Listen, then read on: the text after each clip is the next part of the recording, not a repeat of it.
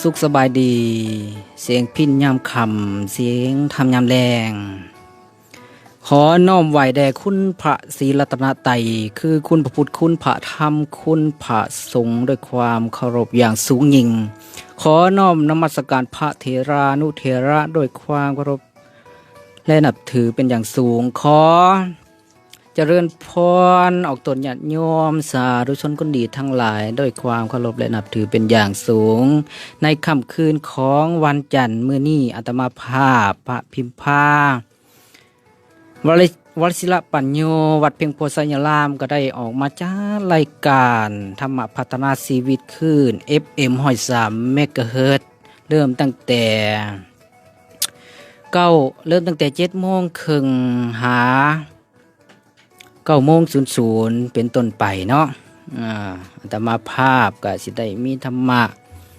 มาฝากพอไม่ออกเส้นเก่าเส้นเคยในมื้อนี้วันที่11เนาะเป็นวันจันทร์วันที่17ขออภัยวันที่27เดือนเมษาปี2021อาตมาภาพก็ออกมาจัดรายการตัวคนเดียวมื้อนี้ตัวเดียวเส้นเก่าเส้นเคยในช่วงระยะวิกฤตโควิดเนาะขอทักทายสบายดีเด้อพอไม่ออกเด้อกำลังครับฟังอยู่ทางบ้านย่านเฮิรนในขณะนี้บ่ว่าจะเป็นทางนครไกรสอนพรหมวิหารแขวงสะวรรณเขตเฮานี้หรือว่าทางเมืองต่างแขวงเนาะที่กำลังหับฟังหับชมมือนั่นลืมมันถามแม่บันทอนเนาะแม่บันทอนเพิ่นก็ได้โทรมาถามข่าวอาตมาภาพแต่ว่าในตอนแจ้งผลการรับฟังก็ลืมทำข่าวเพิ่นแม่บันทอนเนาะบ้านสมสะอาดก็ขอเจริญพรเด้อ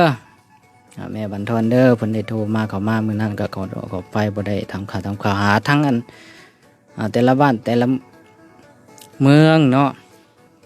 ก็สามารถโทรเข้ามาแจ้งผลการรับฟังได้ในตอนท้ายรายการเนาะเบอร์โทร03091492227เด้อพ่อแม่องเด้อในค่ำคืนมื้อนี้อาตมาภาพก็มีธรรมะดีๆมาฝากกับพร้อมกับเสียงพิณเสียงแคนเพื่อให้เฮาได้ชื่นอกชื่นใจพร้อมกับทางความรู้สาระน่ารู้ต่างๆก็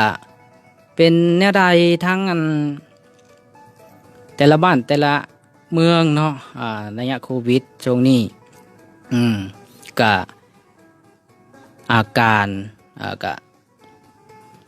สถานการณ์เนาะเป็นแบบใดเนาะสามารถแจ้งเข้ามาเด้อทางรายการธรรมะพัฒนาชีวิตคืน FM 103 เมกะเฮิรตซ์บัดใหญ่ชัยภูมิ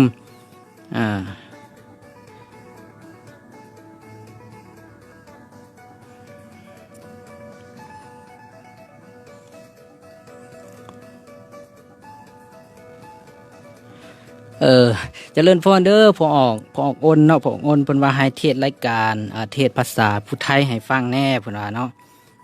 เทศรายการแบบภาษาผู้ไทยให้ฟังแน่ทักทายสบายดีเกินถามข้าวก่อนเนาะเป็นจังไดเนาะทางขามแก่นเนาะแนวทางขามแก่นทางบ้านพักคะสมปอยทางอุดมวิไลทางโหเมืองใต้โหเมืองเหนือทางบ้านอุดมวิไลทั้งบ้านธาตุเนาะทั้งบ้านธาตุบ้านโพนสิมแล้วก็บ้านโบกไข่แม่นยังเนิดบ้านบ้านแม่เนาะบ้านแม่บ้านหลายบ้านเนาะบ้านพระอาจารย์มหาต้นก็ฟังอยู่บ่เนาะทางนั้นเนาะ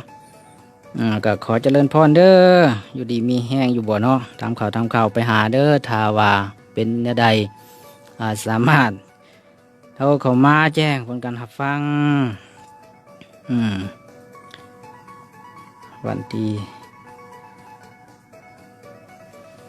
มื้อนี้ก็วันที่17เด้อบอกแมวเด้อ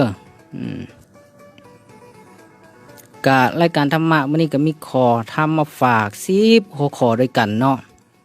10หัวข้อด้วยกัน 10ความเข้าใจผิด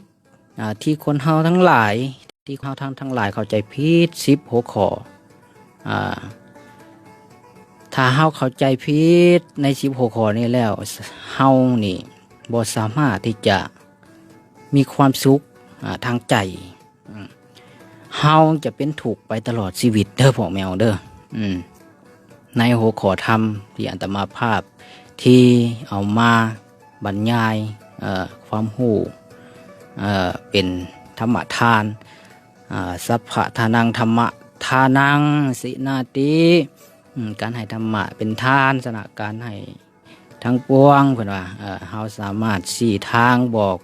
ถนนหนทางบอกทางเดินที่ถูกต้องเฮาให้แผนที่เฮาก็เพื่อบ่เป็นการจะเสียเวลาเฮาก็เข้าเนื้อหาสาระเลยเนาะพ่อแม่เนาะก็